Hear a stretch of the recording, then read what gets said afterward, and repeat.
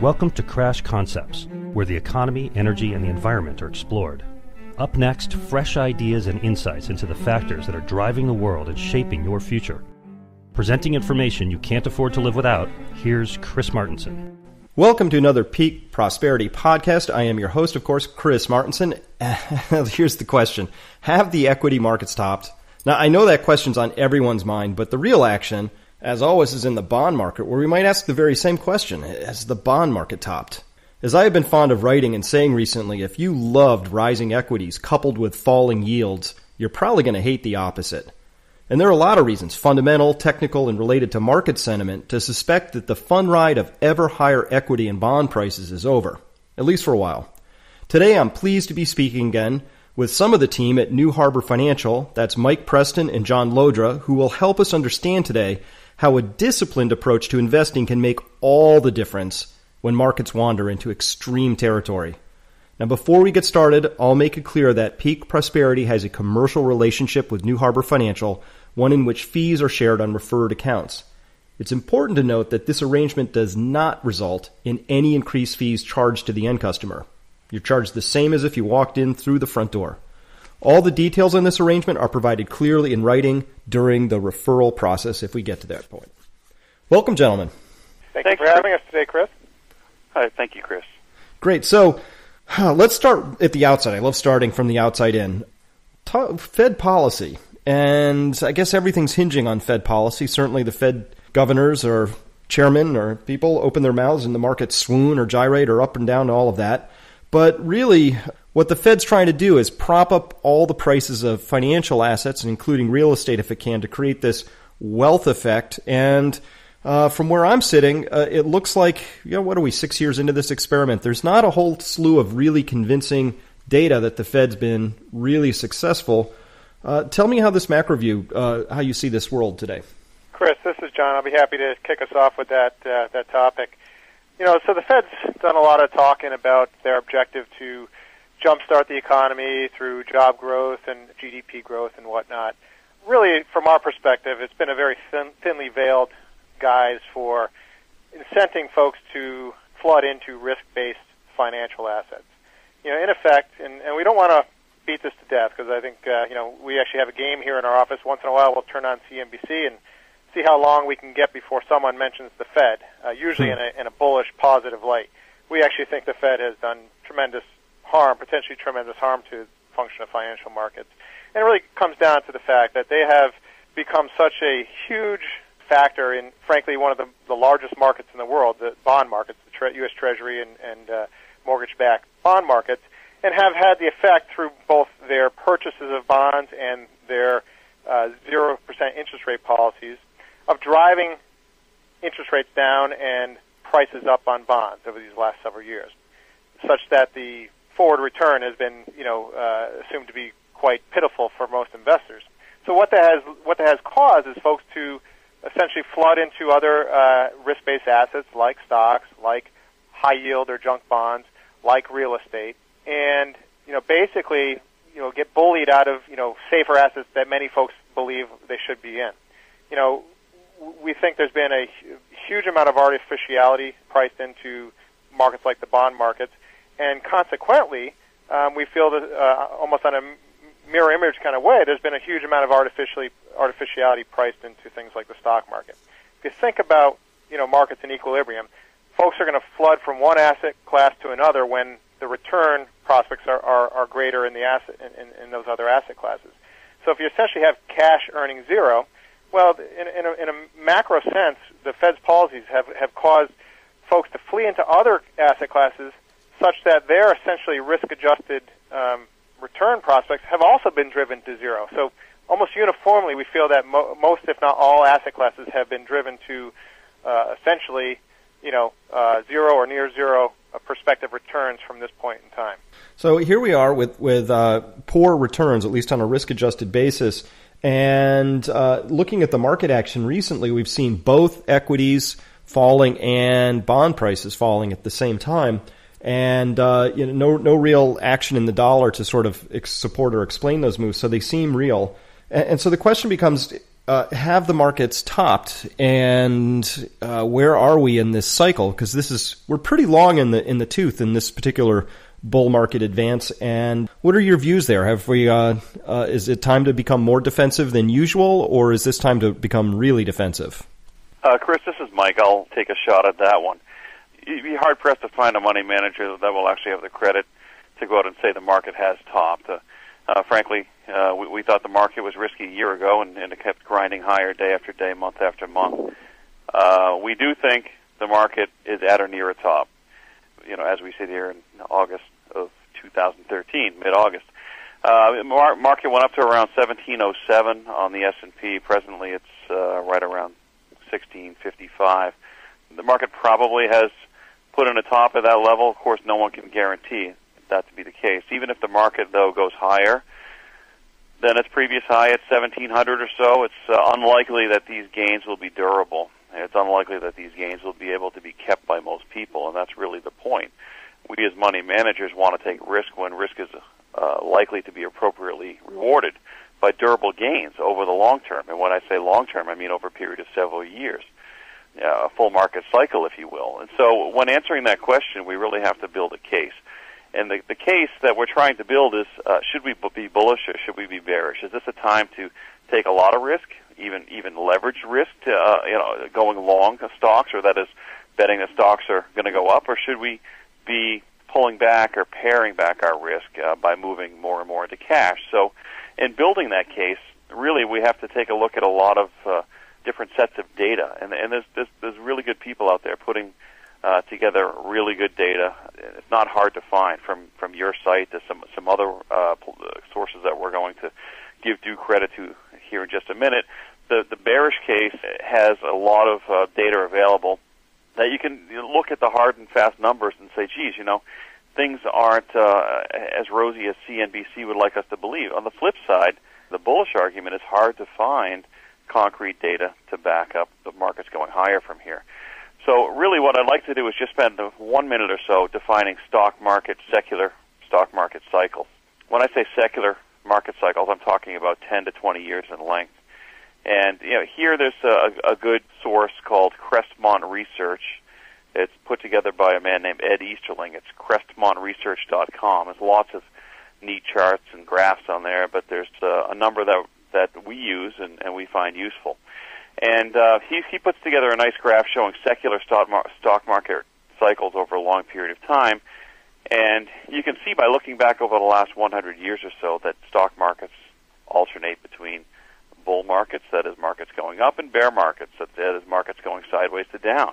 And they alternate every 10 or 20 years. So really between 1900 and 1920 was a bear market, only ended after World War I. 1920 to 29 was a large bull market, and 29 to 45 was a 16-year bear market.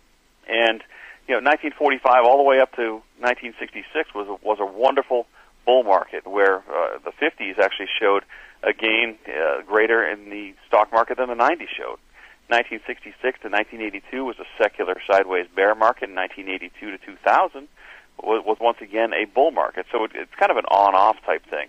And between 2000 and now, 2013, we've been in a secular bear market. So the question on the table here is, are we at the end of a secular bear market? I mean, the S&P has gone nowhere, literally, in almost 14 years, with 2 declines of 50% along the way. So the real question is, are we about to break out into a brand new secular bull market here? Or are we simply midway or more along the path of a secular bear market, one that could have declines of 40 to 60 or even 70% lying ahead? We think for a lot of different reasons we're still in a secular bear. A lot of folks out there are saying the opposite. CNBC and the financial press think the secular bear market is over. We've heard people say this is like a 1982 type moment, that the secular bull is back, and we don't think it is. Well, let's talk about some of those fundamental factors that really will support the defensive view in this particular point in time. I will say that the one piece of evidence I've heard on the bullish side goes something like this: the Fed won't allow the stock market to go down, which is shorthand for saying that the Fed stands ready to print as much as necessary to keep prices elevated. But that's not a really fundamental value sort of a play to speculate on whether the Fed's going to dump more money in or not. Let's talk about this fundamental factors for a minute. So what do we have? Talk about like earnings come up all the time. Corporate earnings are at all-time highs, and there's projections that they're going to go even higher. Chris, this is John. I'll take the handoff there. So if you look at these cycles that Mike referred to, there are very clear signposts that one can look back at and say, these were glaring indicators that told us we were in the neighborhood of the end or the beginning of a given bear or bull cycle. And some of the most reliable signposts that one can look at are valuations, okay? How expensive as a function of earnings are stocks, individual stocks or the market in general, and also things like interest rate or inflation trends. So let's hit each of those in turn. So, one of the most common, metrics that folks will toss out in terms of measuring the valuation of the market is the so-called PE ratio, price to earnings ratio. Pretty simple concept. The numerator in that fraction is the price of a stock or a price of the stock market in general, like the S&P 500. And the denominator, the E, is the earnings of that company or the market in general. So sounds simple enough, but the devil is in the detail. The E, the numerator, is where most of the mischief happens. Mm-hmm. If you put an E under there in earnings that is misleading or artificially high, you're going to come up with a PE ratio that is misleadingly low, leading one to conclude that, hey, the market's undervalued, the market has room to go up from here. And that's really where much of the mischief has happened of late. If you look at corporate earnings right now, it's somewhat of a conundrum to most folks, but they're at very much peak levels. If you look at over a long period of time, clear as day, corporate earnings have risen over time. That's why the stock market has risen over the last century plus with very strong results.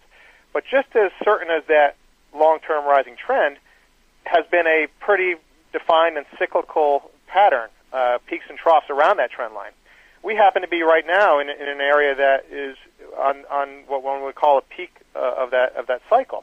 So if you use a peak, most analysts will use a single year of earnings estimates, usually Wall Street's forward operating estimates that are generally high and biased to the high side. If you use a peak number in that denominator, you're going to come up with a much lower PE ratio than is reality. Professor Robert Shiller of Yale came up with a pretty simple but novel way to adjust for that, so-called Shiller-adjusted PE ratio, which looks at the prior 10 years and averages those and adjusts them for inflation. And when you do that, you smooth out the unintended effects of that cyclicality to earnings. So if you look at where the Shiller-adjusted PE ratio has been in these major bull and bear market cycles in history, basically true durable bull markets start with a PE ratio, a Shiller-adjusted PE ratio in the 5 to 10 range, okay? And they typically end, and a new bear market begins when the Shiller-adjusted PE ratio reaches 20 to 25, in that ballpark. Right now, we're between 24 and 25 on the Shiller-adjusted PE ratio. So on valuations that are, have been a very clear indicator of major market bottoms and tops, we are about as extreme on a valuation as we've ever been, with the exception being, the tech bubble in 2000 where Shiller-adjusted PEs got up to about 46. Now, not too many folks are willing to say that was logical or will ever be repeated again. And so we're on a valuation standpoint, we're very much on the high end of history, and usually coincides with the beginning of a new bear market rather than a new bull market. We can talk about things like interest rates and inflation. Just quickly, inflation. Right now we have somewhat moderate, stable inflation. In fact, that's much to the Fed's frustration. They want to stimulate a little more inflation than they're getting, but history has shown that when you move from a period of stable inflation to either high inflation or low inflation, meaning deflation, that has tended to be a horrible time for the stock market. So either way, the Fed seems to be, worried about two scenarios here, deflation and longer-term inflation. Either of those moves has traditionally been associated with, very horrible results in the stock market. All right, and so in there you mentioned something else, which was the interest rate trends, and that's certainly something that's caught my attention a lot lately because you want to talk about things the Fed wants and doesn't want. The interest rate trend, which has been worldwide, watching the long-term interest rates, those 10-year bonds and higher, a bunch of sovereign nations have really risen a lot since, depending on which country we're talking about, it was early May to early June. And so it's been a couple of months. It's a fairly durable phenomenon, at least by recent standards. And it's gone so far that people like PIMCO have tweeted out that's it. We hit a long-term secular low in interest rates. And what was that, maybe 1.6 on the 10-year? It was somewhere in that zone. And that's it. So they're just heading up from here. Talk about the relationship of interest rates and stocks, or equities in this case. Sure, I'll offer a quick response to that, Chris. Yeah, the 10-year note, the world watches the yield on the 10-year U.S. Treasury bond. It really drives the interest rates on so many very important vehicles, not the least of which is home mortgages. So last year, in roughly August of last year, the 10-year bond yield bottomed out at 1.39, about 1.4%. And most recently, as I look at it right now, it's at 2.8%. So that's an increase. It's really almost a doubling, actually, if you look at it that way. It really literally is a doubling from about 1.4 to 2.8, or put another way, an increase of 1.4%. This has had the effect of driving mortgage rates up over a point. Average mortgage rates now are up around 4.6. They were in the mid-threes not too long ago, maybe about 6 months ago. So as interest rates rise, it essentially is toxic for the economy and the stock market, because business owners and consumers are less likely to borrow and reinvest. Homeowners are less likely to borrow and build that addition or move to a bigger home. Companies are less likely to borrow and finance the purchase of other companies, or even investing in new plant and equipment. So it's just something that everyone's watching. It's something that we're watching closely, and frankly, it's one of the hostile syndromes. That John Hussman, another person that we admire and read quite closely, he has a site, hussmanfunds.com, Hussman. He talks about a toxic syndrome or a dangerous syndrome in the stock market, and one of those is interest rates rising quickly over the past 6-month period. That's exactly what we're seeing. So this is a huge warning flag, and you're right. Bill Gross tweeted, the other day he said, we've got no one to sell to but ourselves. All assets are inflated. So certainly it's got us very, very cautious and very defensive. Chris, just adding to that quick, so many of the fairly kind of unsupported bullish arguments have been, well, because bonds are yielding so little, stocks represent the best game in town. So now that interest rates have ticked up, still modestly, but significantly relative to where they were, that argument starts to lose some weight. And in fact, looking at where the 10-year bond is right now, just a tad bit under 2.9%. If you look at some work done by folks like John Hussman that Mike just mentioned, and GMO, big money manager based out of Boston, who both have very good, reliable track records in projecting prospective returns in the stock markets. John Hussman estimates that 10-year forward returns in the S&P 500 are roughly right in line with that 2.9% that 10-year bonds are currently priced to yield. GMO actually, for the 7-year horizon, actually projects a negative return for most stocks.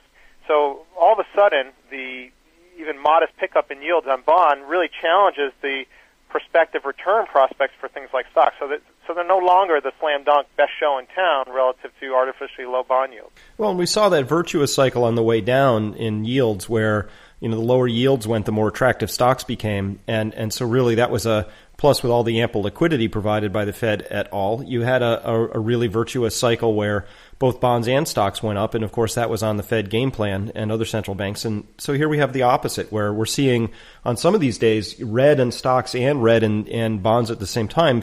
So there's all this selling going on. And that clearly says something about market conditions and whether there's enough liquidity to be supplied really to keep everything elevated where it is. And potentially the answer's no at this point.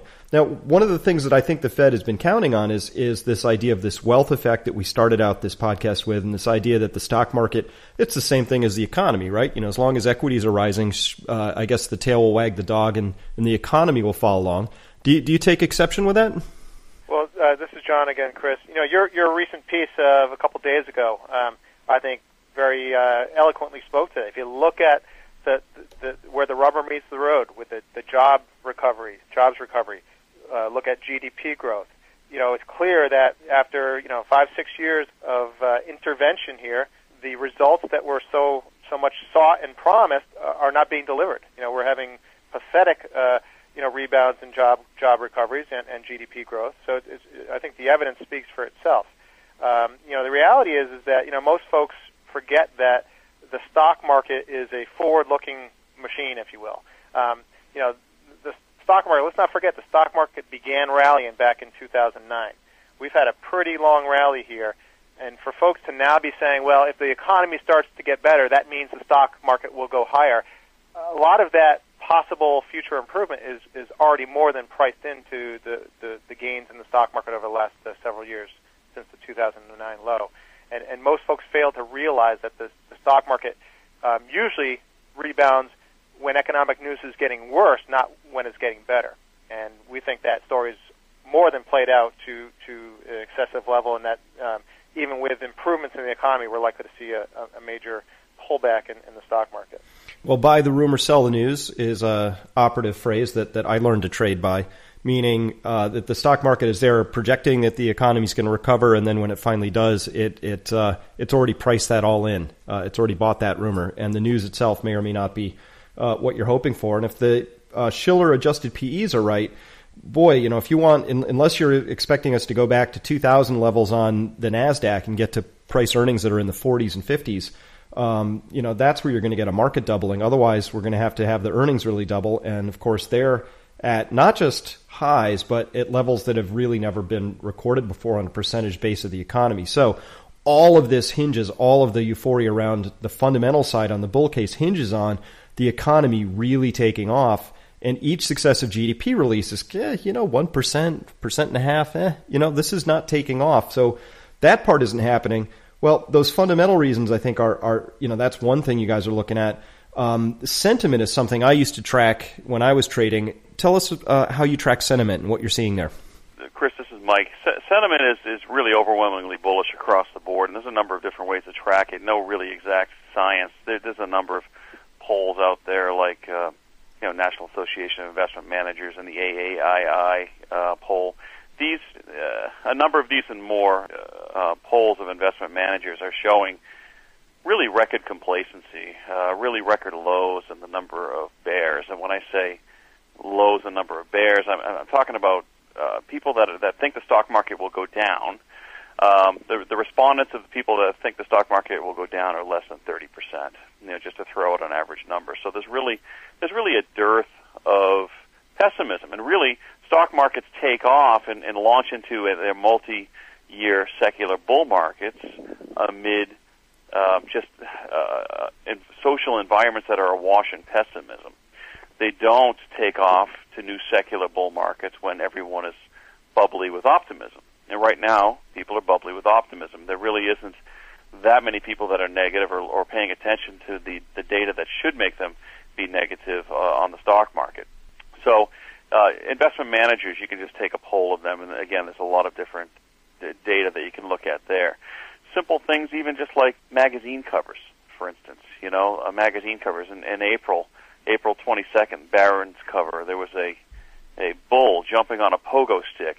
He had jumped right over a bear who was cowering in the background, and it said Dow 16,000 on the cover. And there's been a lot of these types of magazine covers lately, and this is not an environment that you want to see, really, if you're a bull. You really want to see negative covers. So generally, when you've got magazine covers that are so positive, you have a social mood, and that's really what we're concerned with, is social mood. You've got a social mood that's reached a peak in terms of optimism. When social mood changes and then reaches the realization phase that maybe things aren't as great as they thought they were, that's when you get very fast, very vertical elevator type drops to the downside that are unexpected. So that's what we're concerned about. One of the things I tracked, Mike, was also looking at the New York Stock Exchange level of margin. So margin meaning people, investment managers, others have gone out and borrowed money in order to go long or invest in stocks. From my point of view, you want, by the time people have already borrowed to go long on stocks, they've probably done all they can do, or they don't have much further to go in that run. Are you tracking that as well? Yes, margin debt is very near record levels, at or above where we were in 2000 and 2007. It's not enough for many speculators to be 100% invested. They want to be 200% invested, betting on the stock market going up or more. That's generally a terrible time to be investing for the long term. A number of other things. I'll just kind of go through some other things that we're looking at. Insider selling, talking about corporate insiders. They're selling almost 10 shares, at 9.2 shares at last check. They're selling for every one that they're buying of their own company's stock. And there are reasons that corporate insiders sell. Of course, they might just need the money for something else. But when you get almost a 10-to-1 sell-to-buy ratio, it's something to really pay attention to. Interestingly, there's one sector of the stock market that's nearly the opposite of that, and that is gold and silver miners. They are corporate insiders at gold and silver mining companies are buying 10 shares for every one that they're selling. So that's pretty interesting in light of a gold and silver mining sector that at its worst was down almost 70% year to date this year. It was just a brutal bear market for that group. But those insiders are doing the smart thing, at least in their eyes, and buying stock. And really, this time is different. As John, I think, mentioned earlier in the conversation, everyone thinks this time is different. You know, they say the Fed's got our back. This is probably going to go down as being called the Fed bubble or the Bernanke bubble, very similar to the housing bubble, 2006, and the tech bubble of 2000. Just quickly, there's other things. Stock market, stock equity mutual funds have record low cash, down to about 3% of holdings. Typically, they hold 5 or 6%, but last couple of months they've been down around 3%.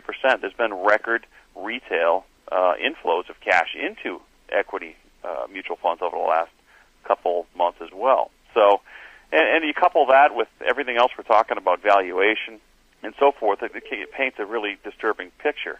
One last thing I might mention is the volatility. The volatility of this market has been very low. The volatility is measured by something called VIX, V-I-X.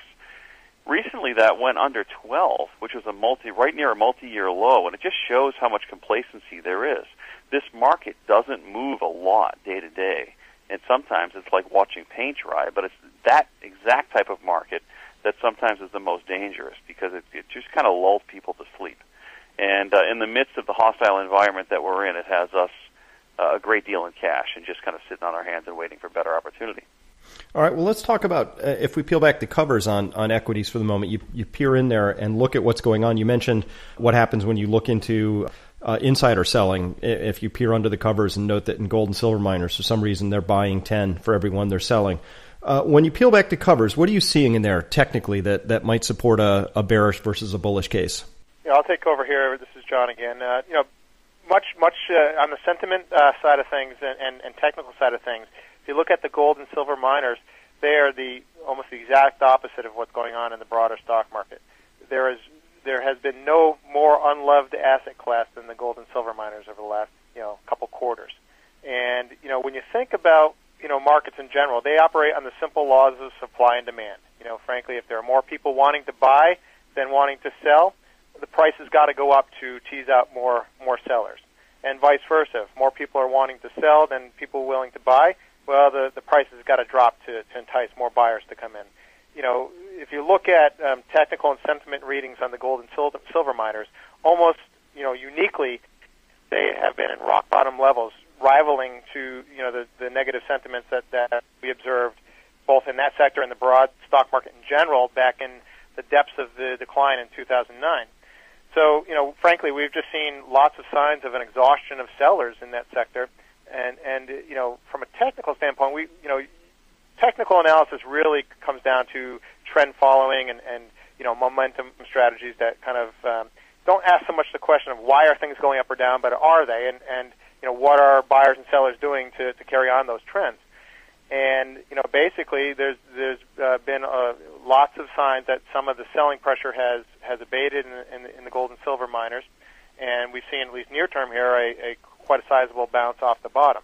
And almost the opposite is what we're seeing in the broad stock market at this juncture. Well, what is it that you're seeing in the broad stock market there in terms of the technical factors? Well, so it's very early. We're not willing to say that the top is today or last week. The topping processes usually take time. But what you start to see in broad topping patterns in the stock market is a lot of different things. But one very hallmark sign is a narrowing of leadership. So if you can almost imagine, obviously we see the news every day. The S&P 500 did this, or the Dow Jones Industrial Average did that. That talks about the index in general. When you look underneath those indices, though, and look at how individual stocks in those indices are behaving relative to the direction of the index, what you oftentimes find at major tops is that fewer and fewer stocks are trending higher while the index itself is going higher. So, in very extreme events, you might have a small handful of stocks carrying an index higher at the same time that more and more stocks underlying that index are turning lower. And we're starting to see that in some things. For example, for the last couple of years, there's been record low dispersion between different sectors of the economy in terms of stock market returns. That has basically spoken to the fact that it's been an all risk on or all risk off, mostly all risk on environment for the last few years. But we're starting to see some dispersions. There actually are some sectors that are starting to outperform or underperform other sectors. That is a sign that there's not this uniform bid being placed under all stocks of every stripe.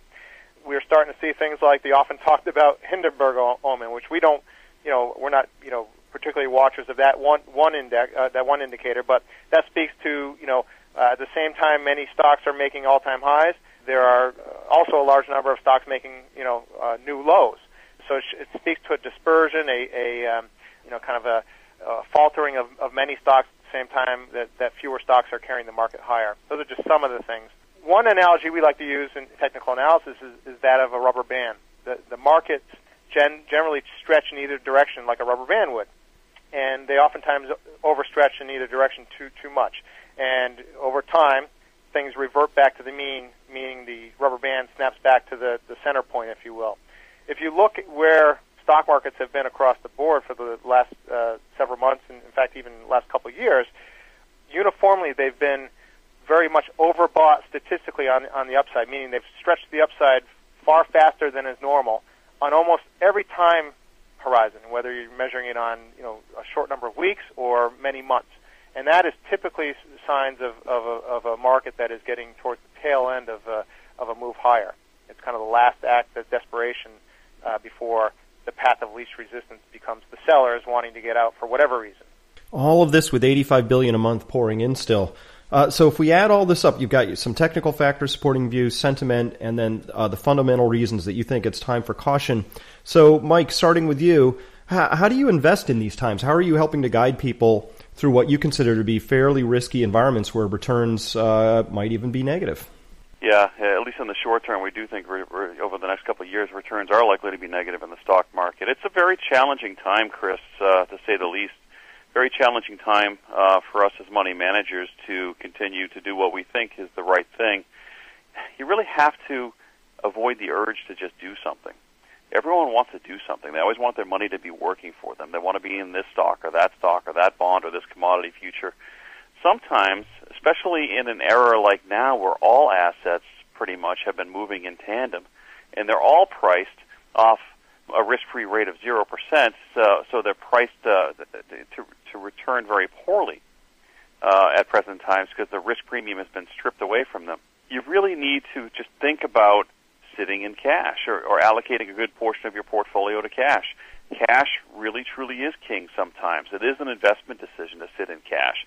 If you don't have some cash, you're not going to have the ability to buy at better valuations. Most of your long-term success as an investor, and this applies to money managers who have been hired to invest money for people, is going to be dictated by how well you stick to your discipline and where you deploy money and where valuations are at. So you really have to think about patience, and that's the hardest thing to do. We as money managers are sitting on a very large amount of cash, and some portfolios over 50% cash.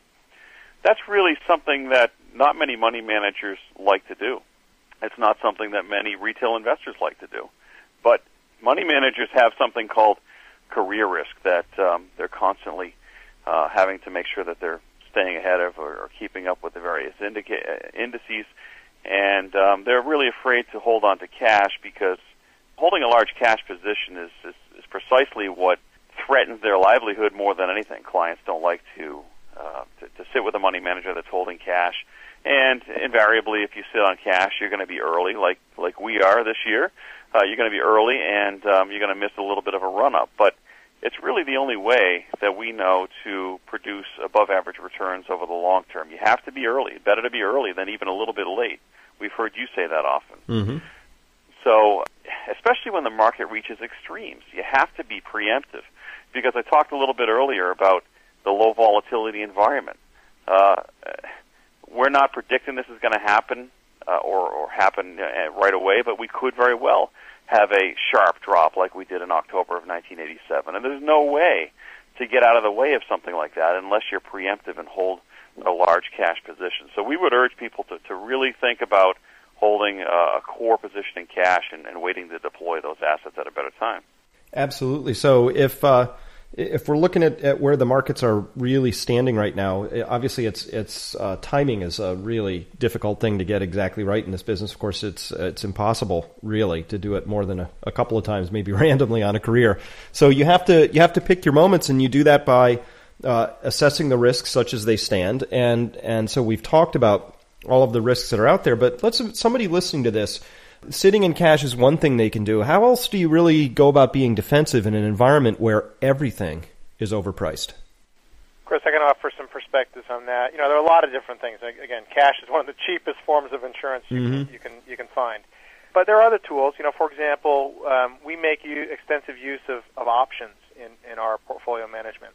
Now, I do have to disclose that options can be fairly risky tools if not fully understood. And there's a full disclosure document that anybody trading in options needs to sign off as having read. But basically, things like put and call options can be very effective in helping to mitigate untenable risk. So for example, buying put options is very much similar to buying insurance on your home or auto. You essentially pay a premium in return for some downside or insurance protection. Don't want to get too much into the details there, but it's a way to effectively buy insurance on your financial assets. Selling call options is a way to generate additional income that can serve as a return enhancer in a flat or sideways market, but also can be an important form of downside protection, albeit limited to the amount of the option premium that you take in, but nonetheless downside protection in the event of a move downward in the particular asset that you've sold call options against. Good old diversification. Now we believe in diversification, not in the context of most traditional managers who believe in diversification in the form of having a pie chart with 30 different slices held constant through whatever market environment is thrown at them. We believe in diversification in a more tactical sense. That combining with some trend following with technical indicators that can diversify out of currencies to take away the currency risk. Can diversify even amongst asset classes. For example, being a bond investor, but in the right kinds of bonds is important. If you look at, most bonds have lost money this year, but generally speaking, short-term, high-quality bonds have fared much better than things like long-term municipal bonds or long-term treasury bonds or high-yield corporate bonds. So a lot of, asset allocation in the sense of tactical adjustments given the risk and rewards, but also, selection within sectors based upon the particular set of risks or opportunities that are in play. Well, let's talk a minute about the asymmetry of risk. If you do suffer a bear market decline, and I know Mike, you mentioned before that they tend to take back what they gave in the bull market in the first part. It's hard to get your arms around it sometimes as an investor, because a 50% loss that really hurts. But to make it back, you need 100% gain to get back to even, and it's really difficult to make those gains back. Particularly if you look at the analysis of GMO and Jeremy Grantham's work there, where he's talking about the idea that we're facing a long-term structural, maybe even negative real return environment. That's a really difficult place to go out and maybe think about making any sort of returns in. But if what you've just articulated with on the fundamental side is correct, basically people are in the business of lining up for very low returns against a very high risk environment, and where the risks are not symmetrically stacked for you. So if your approach then is to take that risk when you think it's really likely you're going to be durably rewarded, I think is the terms you use there. Tell me how you go about really constructing a portfolio then, or how you think about investing for somebody in this environment. Let me see if I can elaborate a little bit on that. It really is all about discipline presently, Chris. I'd like to say that there's some really fancy things that we do, or that we can pick the right stocks, or we can pick undervalued stocks in an overvalued market, and sometimes that can be done. But by and large, we're picking our spots and being tactical, if you will. Again, holding a large amount of cash is very boring, but something that we think is very important. And the patience here can't be understated. Sometimes you have to wait for the opportunity, and that time that you're waiting might be a year or two or even more. But it really just kind of building on what you just mentioned about interest rates increasing and becoming more attractive to investors. John was talking earlier about the 10-year note has a yield now of 2.9%. That means if you invest money at today's prices, you're guaranteed, as long as the U.S. government stays solvent, to make 2.9% yield over the next 10 years. And sure, the value of the bonds could fluctuate a little bit over from time to time if you went to sell them before the 10 years is up. But compare that with the S&P 500, which is presently, as John Husband's calculated, probably is priced to achieve somewhere around 2.8 to 2.9% over the next 10 years, with at least 140 to 60% drop along the way. So that's really what's so treacherous about right now. The spots that we like are things like we talked about earlier, where we're seeing insider buying, where we're seeing really depressed valuations, gold and silver mining stocks. This is something that, even after the most recent bounce, we think there's still compelling value in that sector. Owning some U.S. and even sovereign debt, if very, very short in the maturity, say 3 to 5 years, can add some value. But we like to really limit the doses there. And really, other than that, we're more tactical on pullbacks in the market. I don't really want to say we buy the dip, because I really kind of hate that phrase at this point. We all do. But we might tactically add a little bit of stock market exposure on a 10 or 15% decline and hedge it with options. But, at the risk of being redundant, we really have to hold a lot of cash. And we have been that way for probably 12 to 18 months. We've been between 30 and 60% cash, and that remains.